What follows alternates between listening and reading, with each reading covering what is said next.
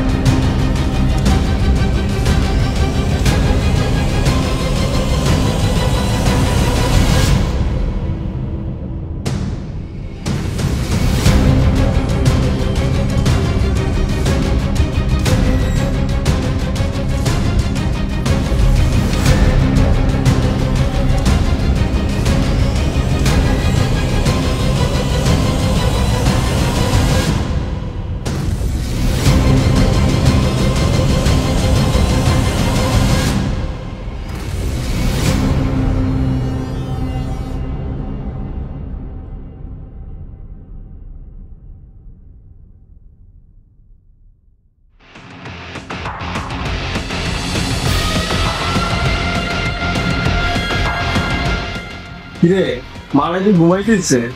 দিবস মালার ঘুমানোর ব্যবস্থা কর না।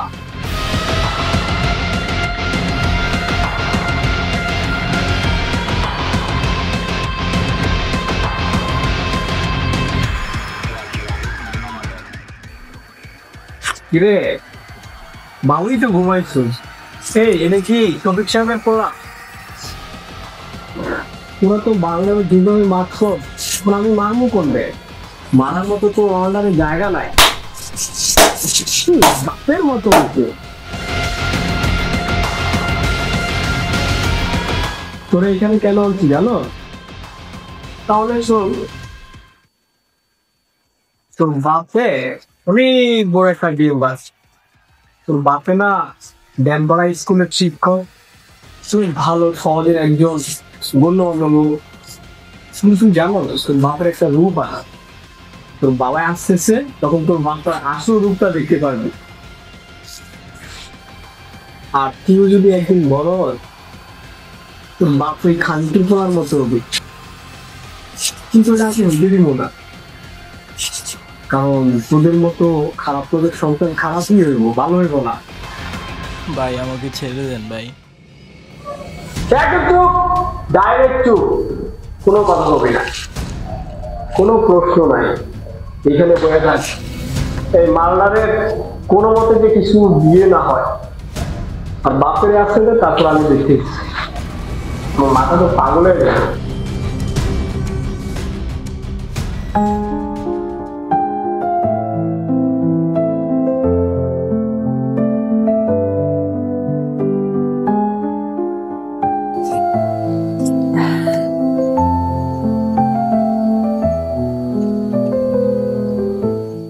হ্যালো রিঙ্কু আপু, শাহেদি কি তোমাদের বাসায় গেছে?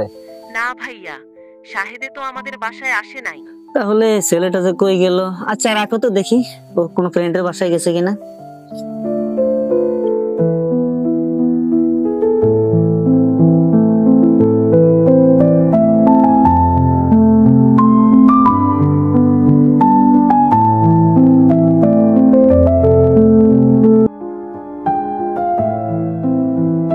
হ্যালো রাফি, শাহেদি কি তোমার বাসায় গেছে?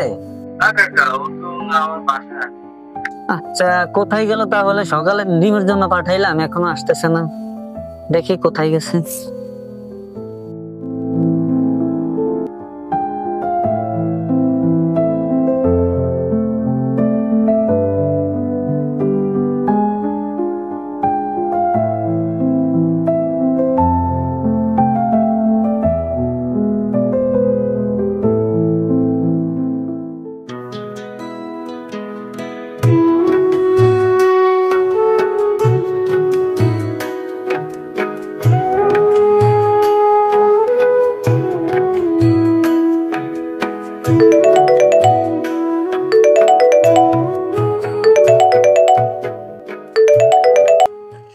হ্যালো শফিক সাহেব, কি অবস্থা? কে বলছেন? তোর পোলারে যদি বাঁচাইতে চাস, তোর ফোনে মেসেজ যাবে, ওই ঠিকানা অনুযায়ী চইলা আয়। আব্বা আমাকে বাঁচান, ওরা আমার আটকে রাখছে। আব্বা। বাবা তুমি ভয় পেও না, আমি আসতেছি, এক্ষুনি আসতেছি আমি।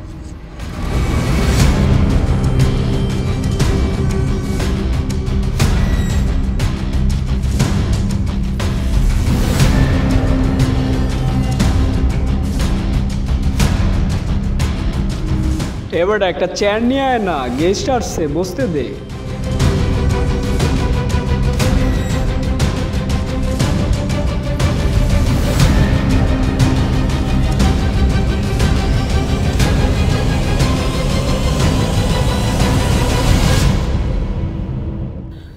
আপনারা আমার ছেলেকে কিডন্যাপ করে নিয়ে আসলেন, আবার আমাকে আনলেন। আপনারা কি চান? কেন আমাদেরকে আনছেন? কারণটা কি আপনাদের?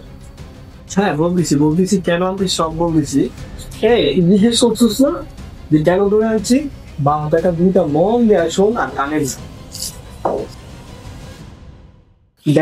স্কুলের সেই রফিক মিয়া, আপনাদের হয়তো স্কুলের একজন সাধারণ শিক্ষক ছিল, অনেক ভালো ছিল লোকটা, সব আপনারা জানেন সেটা। কিন্তু আপনি ছিলেন একজন প্রতারক, আপনি ঠিক মতো কাজ করতেন না, কিন্তু আপনি কিভাবে ওটা হেডমাস্টার হলেন এবার মনে চলতে শিখেছো? আমি আরো বলতেছি বিস্তারিত। আপনি আমার বাবা হেডমাস্টারের মানে সরকারের সেই কিন্তু হেডমাস্টার হয়ে গেছে, কিন্তু আপনি কি করলেন? আপনি ঘুষ দিচ্ছেন, তারপরে অনেকভাবে রাজনৈতিক কতভাবে আপনি আমার বাবার চাকরিটা খাইয়া দিচ্ছেন। শুধু ওনার চাকরি খাইয়া দেন না, আপনি শুধু ওনার চাকরি খাইয়া দেন নাই, আপনি কি করছেন? আমার বাপরে নিঃস্ব করে দিচ্ছেন। আপনার এই যে মুখে দাড়ি, এগুলোর কোনো মূল্য নাই তো। এই যে আপনার ইনোসেন্ট একটা চেয়ার, এটার তো কোনো মূল্য নাই। এই সমাজে আপনাদের মতো মানুষ থাকার তো কোনো অধিকার নাই, কারণ আপনারা ভালো রূপ দিয়া কত নিকৃষ্ট নিচু লেভেলের কাজগুলা করেন আপনাদের মতো লোকগুলা। আপনারা যদি সামনের দিনগুলো এইভাবে কন্টিনিউ করেন না, তাহলে এই জিনিস কখনো ভালো হবে না। আপনি যখন আমার বাবা চাকরিটা খাই দিচ্ছেন, শুধু এটাই আপনি খাবেন না, আপনি কি করছেন? আপনি আমার বাবাকে, আমার পুরো ফ্যামিলিকে আপনি কিলে কিলে পুড়ে মারছেন, কত বড় একটা শাস্তি দিয়ে মারছেন। হয়তো আমার ভাগ্য বা আমার চাকরি ছিল আমি বাঁচবো, বা এই সিচুয়েশনে আপনাদেরকে আমার নিজ হাতে আমি মারবো, তার জন্য উপরালা আমার সে বাঁচিয়ে রাখছে। আপনি জানেন আমার এইটুকু একটা ছোট বোন পুড়ে পুড়ে মরছে। আমার মা ওষুধ না খায় বইরা ছিল ঘরে। আপনি এখানে খাবেন না, আপনি ষড়যন্ত্র কইরা রাতের আধারে, এই শোন না, রাতের আধারে আমার বাবাকে আপনি পুইরা মারছেন, আমার কেউ বাঁচতে পারে না। কি পাইছি বলছি একটু বলেন তো। বাবা আমাদেরকে মাফ করে দেন, আমার ভুল হয়েছে। তোরা দে মাপ চায় রে, তোরা মাপ চায় কি রে? তোদের তো মাফ করবো আমি, তোদের তো মাফ করলে তো তোরা সে আবার সেগুলা করে না, তোমার তো মাফ করে যাবো না, এখানেই মানবো। এই এক তোলা কইরে ব্যাগ চলতে আসছে পুরা পুরা আমার পুরা পুরা মানবো।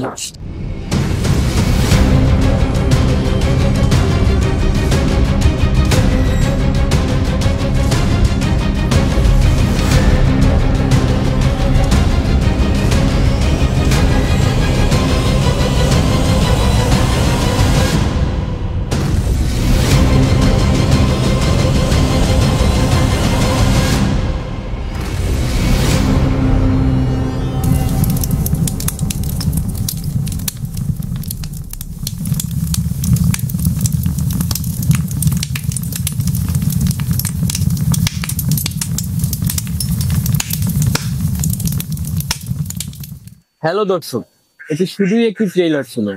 আপনারা যদি পুরো গল্পটি উপভোগ করতে চান, কমেন্ট করে জানান। কি বসে আছেন কেন? এখনই কমেন্ট করেন।